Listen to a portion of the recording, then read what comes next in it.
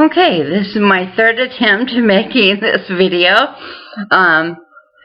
Okay, today I'm going to do physical therapy exercises for wheelchair-bound patients. Seated core exercises from my physical therapy and from other physical therapists I researched.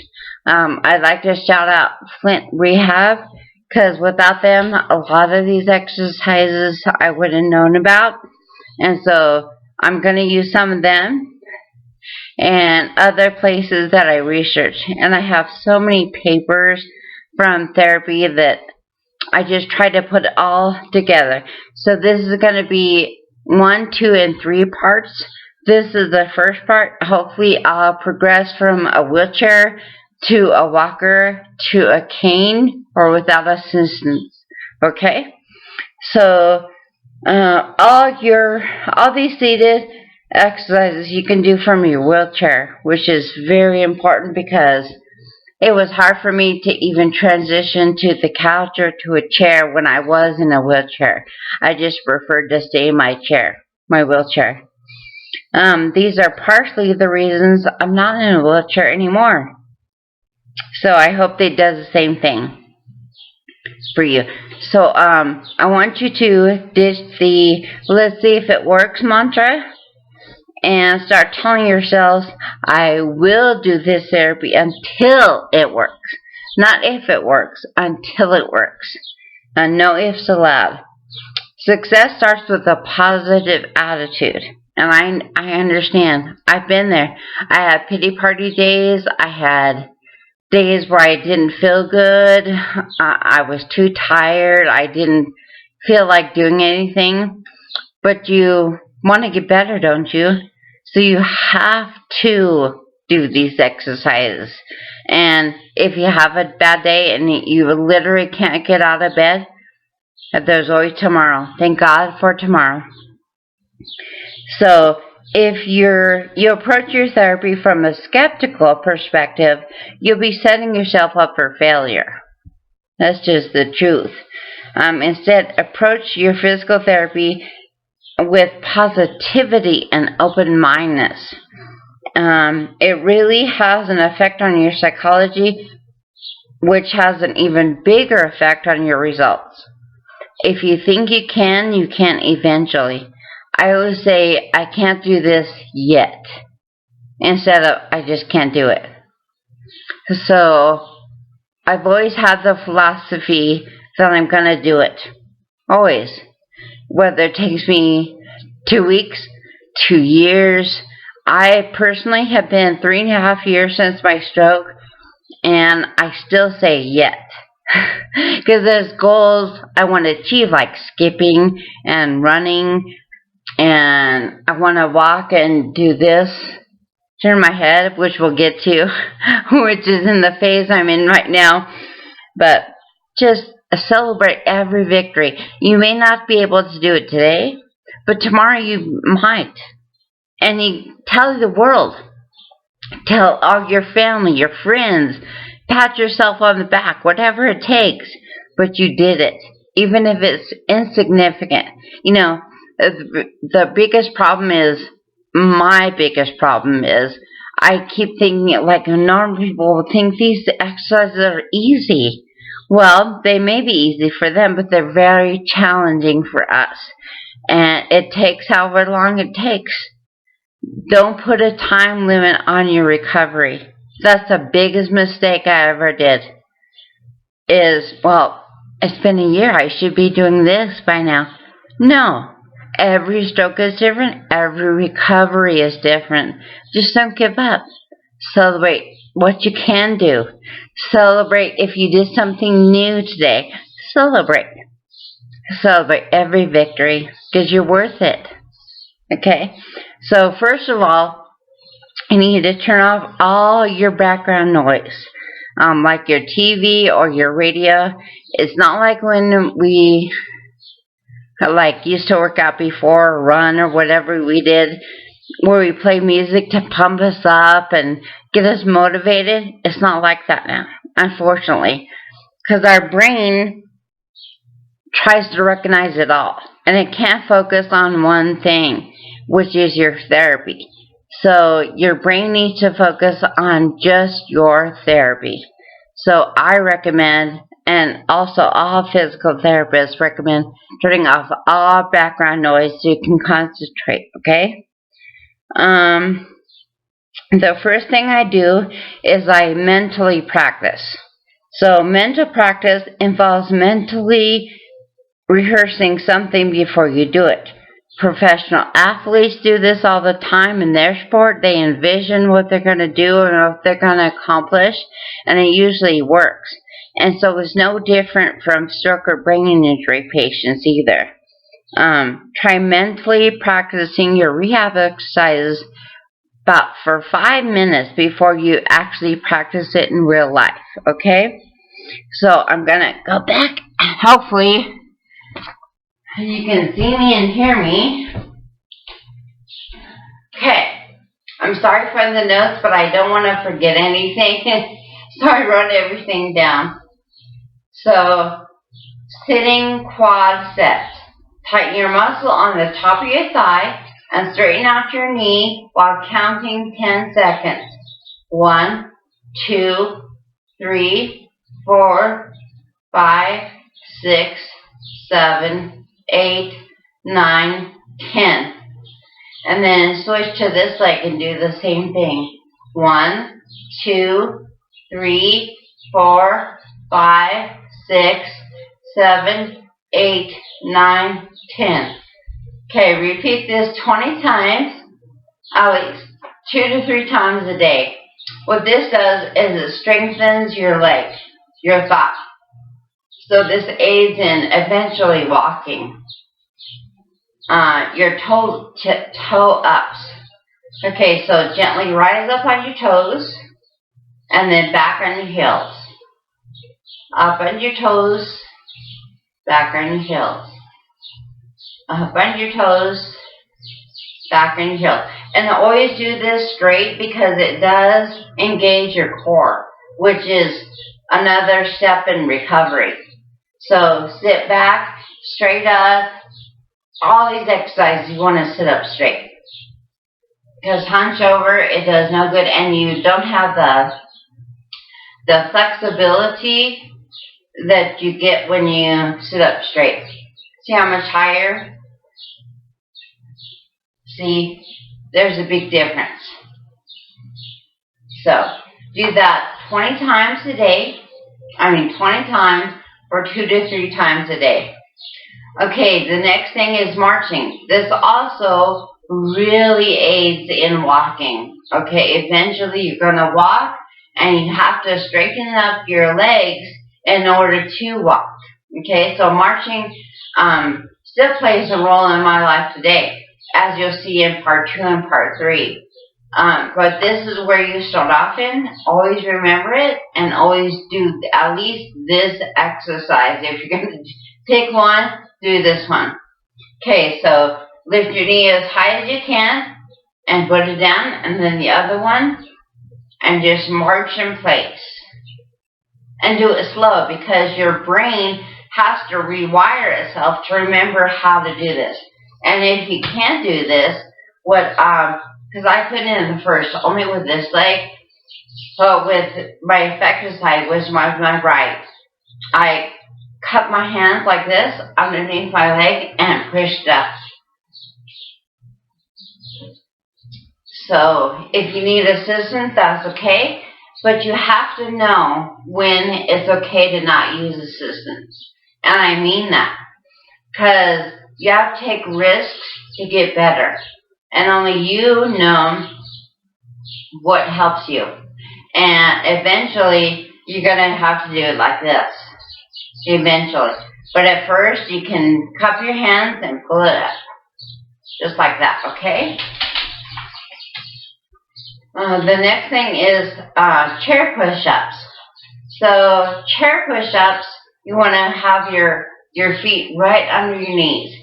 Because if it's too far back, you're going to fall over. And if it's too far forward, you're not going to be able to stand up. So, at a 90-degree angle, right below your knees, and you can use your chair, your wheelchair. I've used a counter before. So my hand was like this. So I had to force it with my left hand over, open it up, and then put it on the arm of the chair. So do whatever you have to do, but this is very important because this is going to help you learn how to lift up. And it's okay if you fail the first couple of times. It's okay.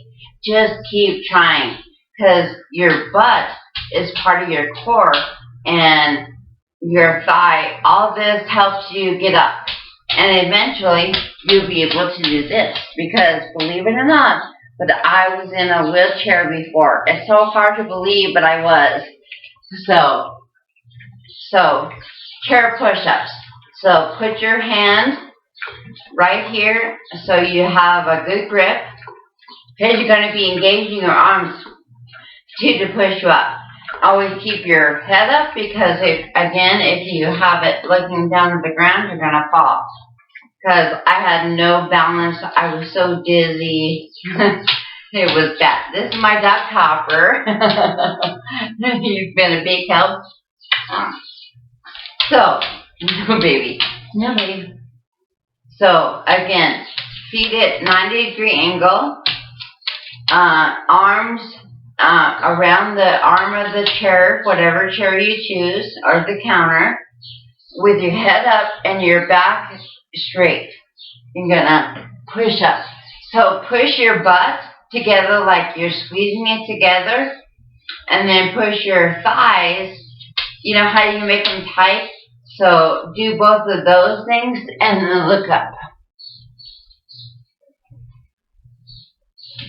The chair, holding on to the arms too, is so you don't fall.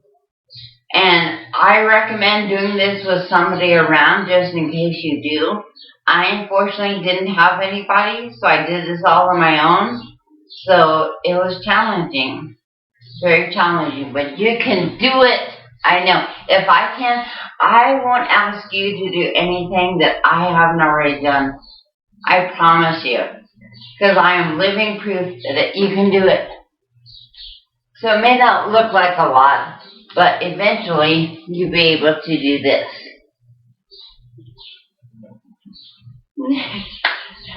Celebrate every victory. Okay, moving on. Now it's ankle dorsiflexion exercise. So what dorsiflexion means is foot drop, pretty much. So you want to take your affected leg. This is perfect for people with affected foot drop. So start with your affected leg crossed over your other leg, okay? Then flex your foot back towards your shin, and then flex your foot back towards your shin, a movement known as dorsiflexion, otherwise foot drop. If you can't do this, use your hand to assist your foot through the movement. Repeat this 10 times a day, 10 times for 2 to 3 times a day. So I still use my hand. I do, because I can't do it straight. So I use my foot, my hand, to guide my foot towards my shin, back and forth. I hope you guys can see this. So it's just back and forth, and it does ache. That's a good word, ache. It doesn't hurt, it just is like muscles I'm not using, okay? But this helps a lot with foot drop. So you're just training your brain. Yes, you're cheating with your left hand, but it's also sending signals to the unaffected part of your brain that rewires itself to say, oh, this is how a foot is supposed to go, okay? And I know this sounds crazy, but do it with your other leg too, because how's your brain going to know the right way to do it? You know, and it's important to cross over. Or with any exercise, do it with both. Do it with both. If you have questions, please comment and let me know if you have any questions. I'd be more than happy to explain myself better. Okay, hip flexion with hold. This leg exercise is great for patients with limited mobility because you can assist your leg with your arms. So to start this exercise, use your hands to lift your affected leg up to your chest. Hold there for a second before slowly letting your leg back down. Repeat on the other leg.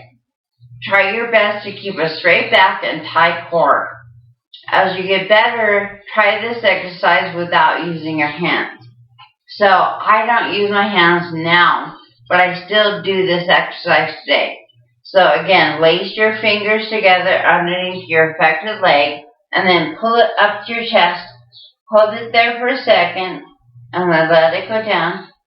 And then this one and this one. See, my toes still come up off the ground. I don't know why, but it's getting better.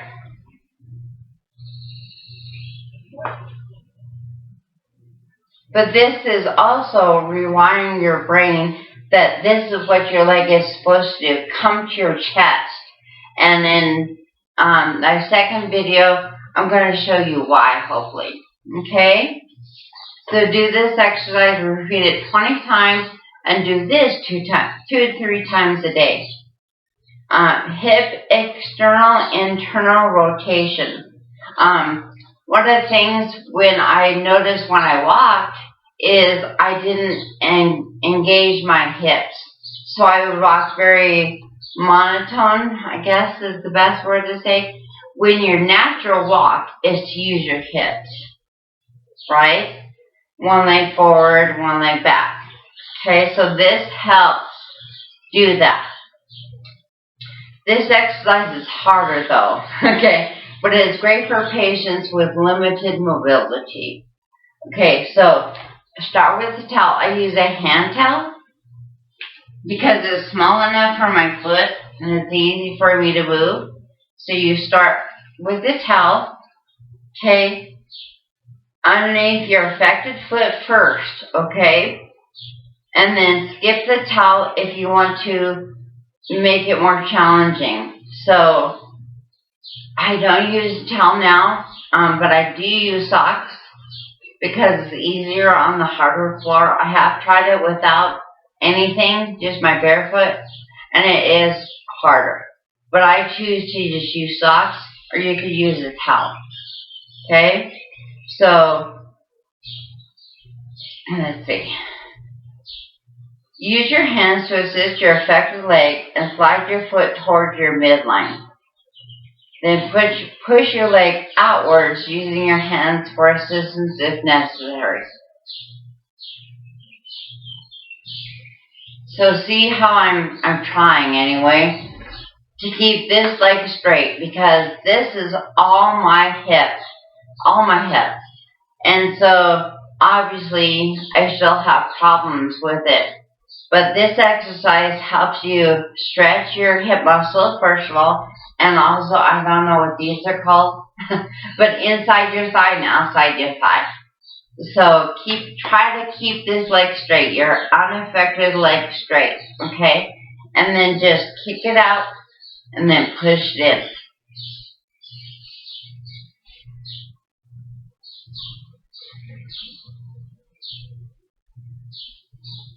It doesn't go very far either. Okay? And this is without a towel. Again, I use my socks, but my socks seem to slide better. And remember to keep this foot flat on the ground. You're only supposed to use your hip. Okay?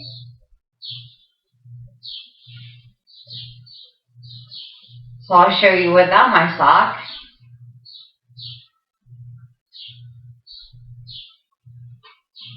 And remember, always remember, straight back, straight core, everything.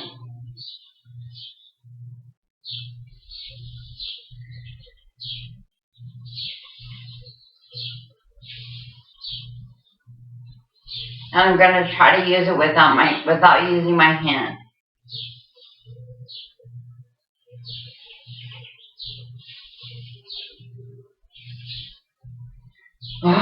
That's hard. It's harder than it looks, trust me. It's hard for me anyway. Okay, so now we're on to hip abduction. Adduction, not abduction, not like kidnapping somebody. This is ADD, adduction. So lift your affected leg slightly off the ground. Your leg should remain bent at 90 degrees, but your foot should hover over the floor. Then kick your leg outward like you're kicking a ball to the side. Still, it's challenging partly because I get dizzy when I'm doing it, like actually kicking a ball like Papa has toys all over, and I try to kick them out of the way, and I get dizzy. So this helps with that, getting your brain rewired to do that automatically. And then you want to kick to the outside, and then kick the other way with this foot down, but it's hard for me. I always want to bring up my toes, on my toes, but try to keep it level, okay? There, that's better.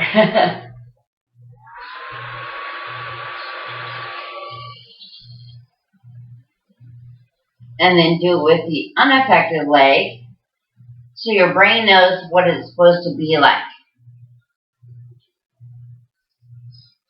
Always do them together. Do this back and forth 10 times, twice a day. Okay, the next thing is the ankle whirls. So sitting comfortably with your back straight and your core engaged, making big circles with your ankles.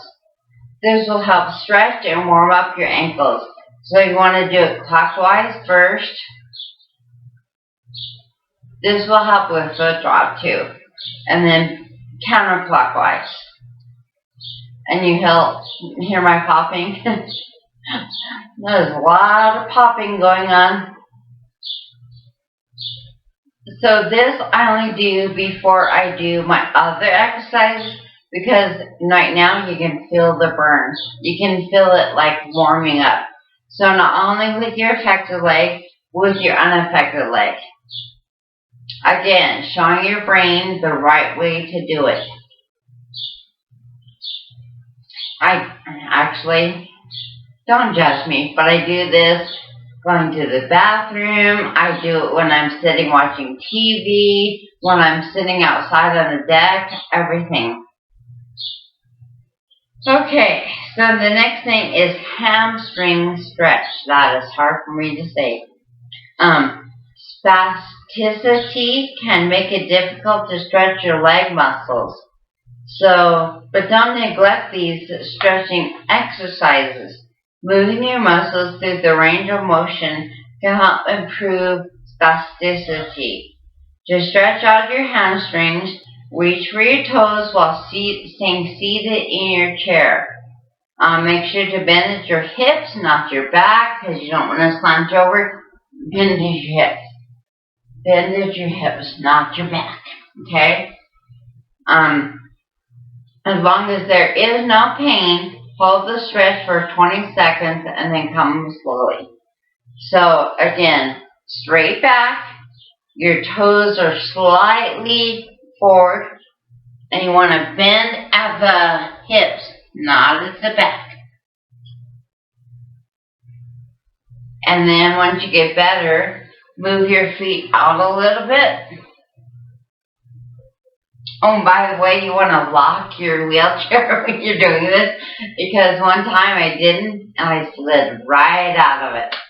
It took me forever to get back in it, but so straight back.